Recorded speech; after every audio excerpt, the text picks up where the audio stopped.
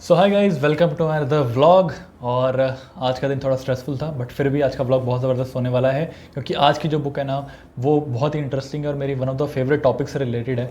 Creativity और कुछ नया करना, ये बहुत ही इंपॉर्टेंट होता है। और आज की डेट में लोग क्रिएटिव बनने से ज़्यादा कॉपी करने पर ज़्यादा फोकस करते हैं, वो अपनी क्रिएटिविटी को कभी नहीं ढूंढते। सो आज की बुक के बारे में बताता हूँ। बुक का नाम है बिग मैजिक और लिखी गई है एलिजाबेथ गिलबर्ट के द्वारा। और इसमें बहुत ही इंटरेस्टिंग सी बुक है। सबसे पहला पॉइंट जो आता है, आपके हालात से ज़्यादा ये मैटर करता है कि आप कौन सी स्किल में काम कर रहे हैं, वो आपको आगे लेके जाएगी। इंडिया के अंदर हर घर में कोई ना कोई स्किलफुल इंसान होता है, हर बंदे के अंदर कोई ना कोई स्किल होती है। और आप अगर नोटिस करेंगे, अगर आप क्रिकेटर्स को पकड़ लें, मोस्टली क्रिकेटर्स बहुत ही हम्बल बैकग्राउंड से आते हैं। उन्होंने कुछ भी नहीं था उनके पास में, ज़ीरो से उन्होंने स्टार्ट किया, अपनी स्किल पे मेहनत करते चले गए और उस लेवल पे वो पहुंच गए, राइट। और बहुत सारे ऐसे हैं जो रणजी ट्रॉफी खेल रहे हैं। इसका मतलब ये नहीं कि वो अनसक्सेसफुल है, उन्होंने भी बहुत मेहनत करी है और वो अपनी लाइफ में सक्सेसफुल है, राइट। आप सिंगर्स को देखेंगे, बहुत सारे ऐसे सिंगर्स हैं जो हम्बल, मोस्टली सिंगर्स इंडिया के अंदर जो भी हैं आज की डेट में, सब हम्बल बैकग्राउंड से आते हैं। हम्बल का मतलब है कि जिनके पास ज़्यादा पैसा नहीं था और उन्होंने सब कुछ खुद ज़ीरो से स्क्रैच से बनाया, राइट। अगले पॉइंट के ऊपर चलते हैं। अगला पॉइंट जो है, कोई हमारा मजाक ना बनाए इसलिए हम कभी अपनी स्किल पे काम नहीं करते। अक्सर जो सिंगर्स का एग्जांपल लेते हैं, सबसे पहले सिंगर्स के साथ में ना, सबसे शुरुआत में जब वो अच्छे सिंगर्स नहीं होते, उनके सुर ताल उतने अच्छे से नहीं बैठते, बट उनके अंदर वो स्किल होती है बचपन से, राइट। उसको निखारना पड़ता है समय के साथ में, अगर उनको अच्छा गुरु मिल जाए तो आपने नोटिस किया होगा कि जो सिंगर्स होते हैं उनका सबसे बड़ा फियर बचपन में यही रहता है। अगर उनका करेक्ट इंटरव्यू पकड़ लें तो बचपन में उनका मजाक उड़ता था कि यार तू तो इतना बेसुरा गाता है, कहाँ तू सिंगर बनेगा, राइट। क्रिकेटर्स को अगर देखेंगे तो अच्छा क्रिकेट नहीं खेलते थे, शुरू में आउट हो जाते थे बहुत जल्दी, तो उन्होंने अपनी स्किल पे काम किया, आउट कम होने लगे और अच्छे शॉट्स मारने लगे, राइट।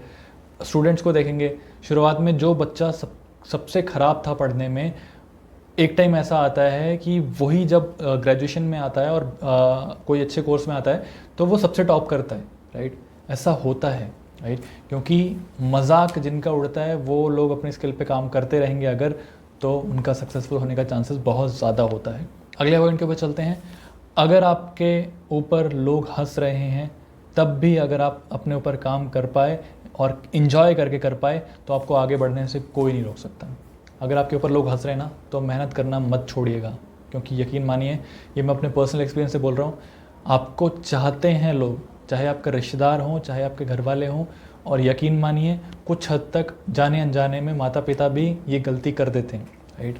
बहुत दिल से बोल रहा हूँ, किसी के लिए कोई हेट नहीं है मेरी तरफ से।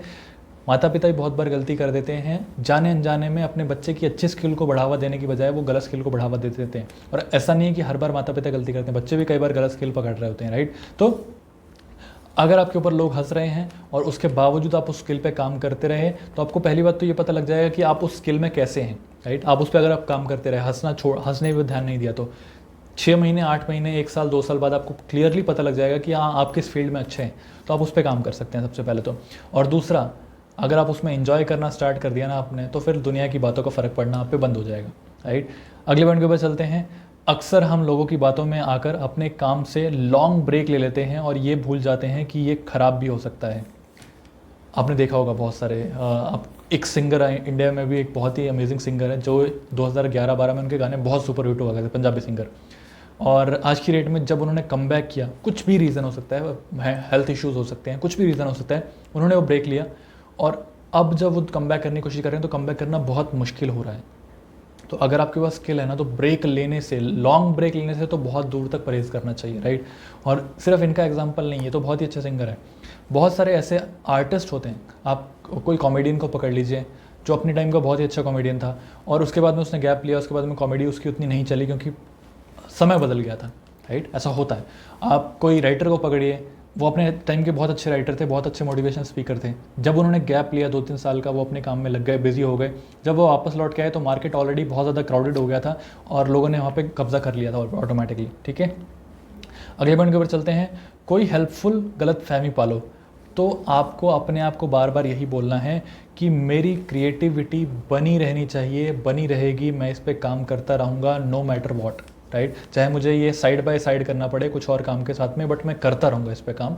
तो इस पे आपको काम करना है। और जो अंदर की आवाज़ की मैं बात कर रहा था, उसमें ये है कि हमारे मन में ना कई बार ऐसा होता है, हमारे मन में स्पेसिफिकली हमारे मन में ऐसा होता है कि कई बार जब हम अकेले बैठे तो हमारा मन से अंदर से आवाज़ आती है कि यार मैं किसी काम का नहीं हूँ, मैं कुछ नहीं कर सकता।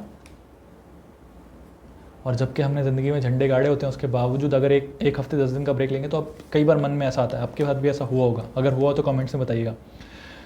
तो उस टाइम पे क्या बोलना चाहिए अपने आप को? राइटर के हिसाब से अपने आप को बोलना है कि मेरे अंदर एक पावर है जो बड़ी से बड़ी प्रॉब्लम से लड़ सकती है, और मैंने ऐसा बहुत बार किया हुआ है। मेरे अंदर एक पावर है जो बड़ी से बड़ी प्रॉब्लम से लड़ सकती है, और मैंने ऐसा किया हुआ है। ये बोलना है अपने आप को। अगर आप ये बोलने में कामयाब रहे तो एक टाइम के बाद में आपका मन आपसे, अंदर की आवाज़ आपसे बोलना बंद कर देगी कि मैं कुछ नहीं कर सकता। राइट। 7वें पॉइंट के ऊपर चलते हैं जो बहुत ही इंटरेस्टिंग है। क्रिएटिव होने की कोई एज नहीं होती। क्रिएटिव होने की कोई एज नहीं होती। हो सकता है कि आपको शुरू में मौका ना मिला हो, मतलब आप अपने 20s में इतने क्रिएटिव नहीं रहे हों, आपको समय ना मिला हो, कुछ भी एक्सपीरियंस, कुछ फैमिली इश्यूज़ हो सकते हैं, कुछ फाइनेंशियल इश्यूज, कुछ भी इश्यूज हो सकते हैं। तो अगर आपको अपने अर्ली डेज़ में मौका ना मिला हो ना, तो आप 30s में हो, 40s में हो, 50s में हो, 90s में, इवन 90s में हो, तब भी आप क्रिएटिव हो सकते हैं, अपनी क्रिएटिविटी को सामने ला सकते हैं। अगर आप KFC का एग्जांपल लेंगे, बहुत ही फेमस एग्जांपल सबके सामने है। अगर आप KFC का एग्जांपल लेंगे तो KFC के कर्नल सैंडर्स 65 अराउंड एज में उन्होंने KFC स्टार्ट किया था, और जब वो अपनी ज़िंदगी में सब कुछ कर कुरा के एक डेड एंड पे खड़े थे। राइट। और ऐसे बहुत सारे एग्जांपल अब हैं। तो आपकी क्रिएटिविटी सामने लेके आइए, उस पर काम करना शुरू करिए, उसको प्रेजेंटेबल बनाइए, उस पर और मेहनत करिए। डेफिनेटली आप ज़िंदगी में और आगे बढ़ सकते हैं।